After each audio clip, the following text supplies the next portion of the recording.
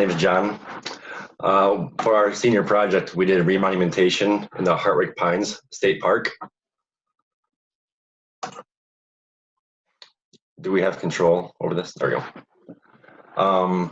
So this is the area that we worked at on the map, and the crosshairs. So we worked on the northwest corner of section 9. Up. Can you see my mouse or no? No. Oh, it's on my screen, John. Okay. So this is where our project was, though. It's Towns 27 North, Range 3 West in Grayling Township, Crawford County. You can go next slide. The purpose of this project was initially, we were told there was a bearing tree from 1852 that was out there. So in order to make this job a project, we also did 2 more corners to the south, which was going to be about 2 linear miles. But once we got into that whole thing, then we opened up a pretty big can of worms. So one of the outcomes for our project was for us to successfully recover all 3 corners or reestablish them and present them to the peer group for Crawford County Remont program because it wasn't part of their contract.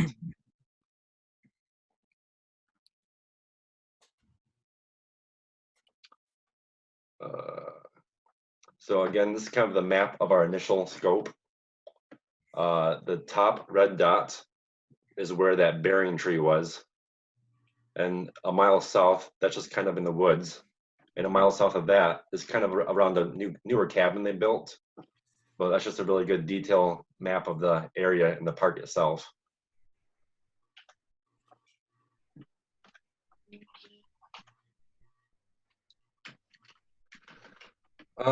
Let's see here. This park actually has a lot of history. I took Elizabeth, my dog, there a couple weeks ago just to check it out and show her around. But the Sailing Hansen Company owned the property for about 30 years. And so it was a mining or a logging camp. And so the section 9, the very north red dot that I showed you on the previous map, that's where the actual camp was, out in the woods. And so Karen, one of the daughters or the owner's daughters, purchased it from her father-in-law because her husband passed away while he was over in France. And so to kind of commemorate him, she donated the park to the state of Michigan. But she had a few requests. One of them was that a building be erected in his name, and it's actually still there. The second request was to build a main road off of Highway 27 for ease of the public to access it. And the third, don't cut down any more trees. So she really wanted to preserve the land, just let everybody, go out there and enjoy themselves. So the park today is over 9,700 acres. Right, go next slide. So some of the issues I'm just going to touch on a little bit, but I think Ryan will get into deeper. Was the county doesn't really have a lot of great records. We found some evidence of George Henning setting 3/4-inch pipes in that area, but we never got concrete proof that he set the pipes that we found. A boundary survey was done in 1982, which we got a copy of, which is a really good detailed map for what it is. That's basically it. Go next slide. So this property was surveyed twice. The original survey turned out to be fraudulent. So James Mullet, deputy surveyor at the time, apparently the whole northwestern part of Michigan, the Lower Peninsula, turned out to have a lot of fraudulent surveys done. So on this slide here, you can kind of see that they have their measured declination of 2 minutes and 30 minutes, and compared to the NGS calculator online that we looked into, which is only 3 minutes off, which is pretty outstanding. And the next one was the next slide. So this was an independent resurvey done about 20 years later, and this was done by Addison P. Brewer, deputy surveyor. On the on the website to look up all the GLO notes, the BLM mistakenly called this a dependent survey, but it's actually an independent resurvey.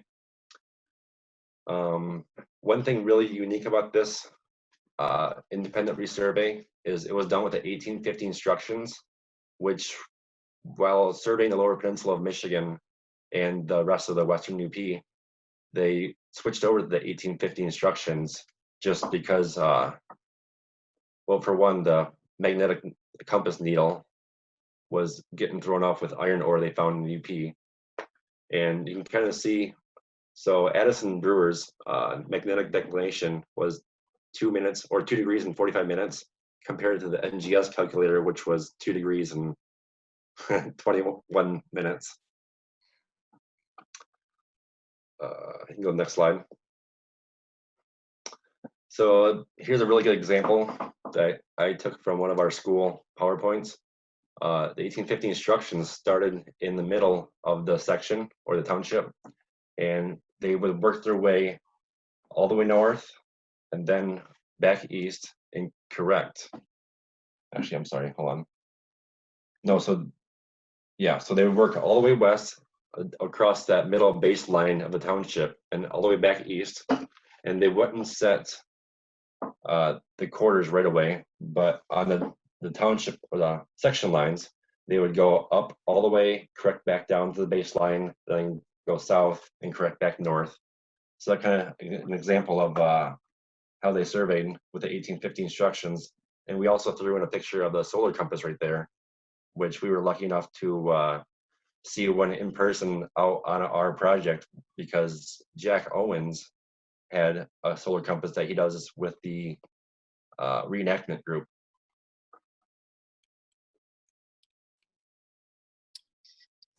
Thanks, Sean. Hello, everyone. My name is Zach Marsh. I will be talking about the field work that we completed in Hartwick Pines State Park. We started our field work back on October 10th, 2019. Our first objective was to meet up with our industry advisor, Jack Owens, at the Crawford County Courthouse. There we conducted research at the Register of Deeds. The image that you see right there shows the county survey index card, and it basically just shows all the LCRCs that they have on file at the courthouse. As John was saying earlier, E3 is our area of interest, and where they penciled in, that's all the records that they have. So our area of interest really didn't have much recorded. We also looked into microfilms and libers there to see if any surveys referenced our section corners in that area. And we also didn't have very much luck with that. We only found like 1 or 2, and they weren't much help. We also visited the county surveyor, Marvin Myers. He gave us some additional information on the park and pointed us in the right direction. We got help from Joe Bigelow, who works with MDOT. There's I-75 runs right to the west of Hartwick Pines, so it helped us with C7. We also had help from Carl Kieskla. He works with the DNR. Oops. So we started our first corner, E3, with the 27-inch white pine snag. It was blazed and witnessed in 1852 by Brewer. There we used the original field notes to go south 12 degrees east, 15.2 feet. And we found a 3/4 inch pinch pipe. Like John was saying, we believe it was set by George Henning in the 1930s. We're not sure, but that's what George Henning set in that time. We searched for other original witnesses in the area. They all were destroyed. None of the trees that we looked for were still standing, but we used a probe and we measured off the 3/4 inch pipe and probed where the trees might have stood. And Jack Owens, very experienced in this, confirmed that there were trees in that area. So we can confirm that the pipe was set in the original position. Our original goal was to set up a base station at the site. Due to technical difficulties, we couldn't get around to that. So we used the Trimble R10 GPS rover. We were on Michigan Core's single base station setting and state plane coordinates. We set 2 control points out in the open with our GPS, and then we switched to our Trimble S5 total station, and we set up on both control points, backside of the other, and we located the monument. We took the average of those 2 locations to correct for any error that could have happened in our station setup. Oh, back to the slide. Yeah, that's like those lanes that you see in that picture on the right. We were able to drive back into the park. Some of the lanes for E3 and E5, they would go with the section lines. So it was a good indicator that we were on the right track of where we were at, and it was very helpful getting back into the park. We went a mile south and looked for corner EO5. There you can see the pipe laying down up there. That we found a 3/4 inch pipe. It was lying down in the area of where the corner would be at. We were unsuccessful in finding any witnesses that could confirm that that was the monument. So it's really up in the air if that was just a pipe laying in the ground or if it was the original corner set at the original corner location. We did stumble across the saw blade that we found from the logging camp. It was really cool. We had Hillary Pine was a historian, and she accompanied us in the park. We were so sadly we weren't able to keep the saw, but it was really cool finding that and helping her out with finding some cool stuff. Over a month later, we came back on November 26, 2019. With a different game plan. We looked for EO7, that's a mile south of EO5. We couldn't find anything. So we knew we had to change up our plan and everything. So we focused all of our attention on the baseline of the township because that's where they started their survey for the 1850 instructions. So we found corner CO7, which had field notes from MDOT. It was adjacent to the I-75 highway. So we had good field notes of that corner. So we went there, and the monument was destroyed, but we were able to recover 4 corner accessories, which were all highlighted in blue paint. And we intersected the arc distances and set a temporary monument there. We also set additional witnesses at that corner. So we were able to reestablish that position. We also located a DNR monument IO7, which was 2 miles east of EO7. And we located the south corner of sections 16 and 17, which were DNR monuments. Those monuments were DO7 and FO7. We located a rebar at the 16th corner between FO7 and EO7. That picture right there shows the south corner of section 17. Over a month later, we went back again on January 31st. We were determined at this point to find EO7. We looked before and we couldn't find it. But after finding that 16th corner, we got some new information that it might be more north than we thought it would be. So we calculated a point using our data collector, using point and direction. And we found that the monument was 74 feet north of the baseline, which is really concerning because all the other monuments were fitting very well north and south, and this monument with the 16th corner was headed north. So I'm going to pass it on to Ryan. Hey, my name's Ryan Severs, and calculations and other things that we have to do is investigating E7 due to it being north, not being, well, the found DNR monument, but it doesn't match up with the original GLO records. due to it being 2 chains short. So we have to go back to our original plan was to go back to the Secretary of Deeds and look for other surveys that are based off of this corner due to us possibly having to change this corner. And other thing we have to do, once we find E7, we can get E5 location and recover the destroyed monument, which was considered lost, and everything's pending on E7. And other things is we're able to do LCRCs for E3 and C7, also D7, F7, I7, and the 16th corner also. Next.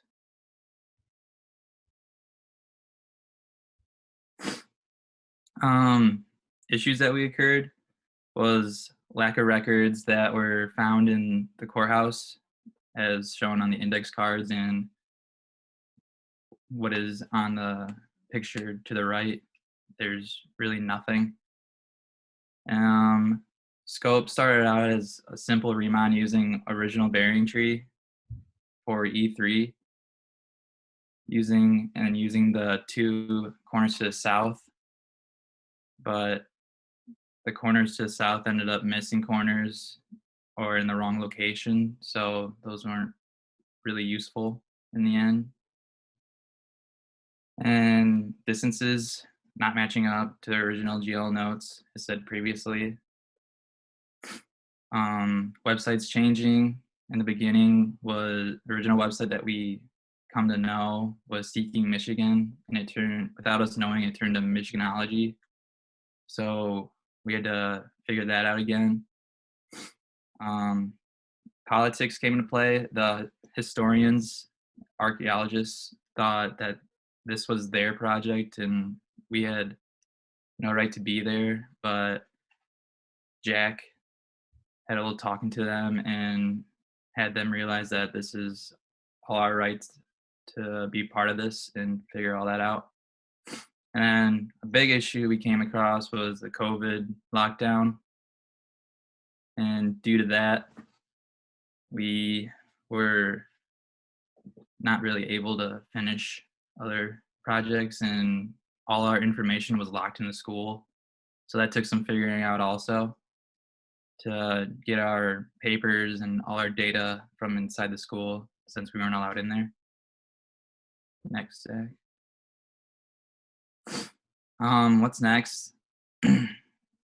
Original was next. Hopefully for a group next year to carry on where we left off was research E7 to see if any surveys are going off this corner and how things would be affected with any private survey from the south of section 17. E5 can then be restored once E7 is finalized. X74 forms can be filled out for E7, E5, E3, C7, D7, F7, I7, and 16th corner between E7 and F7. And then gather all our information and bring it to a peer meeting so everything can be finalized and we can then start the monumentation process out back in the forest. Go next one, Zach. And then our cost analysis breakdown. This is just where we're at right now. We initially had 2 to 3 more trips going back out there before the lockdown. So this is where we're at currently, which was way over budget already than what we thought it would be, because we definitely would have more than 30 hours built into this at the end of it. And our cost for assisting and everything was just getting all out of proportion. For the next one.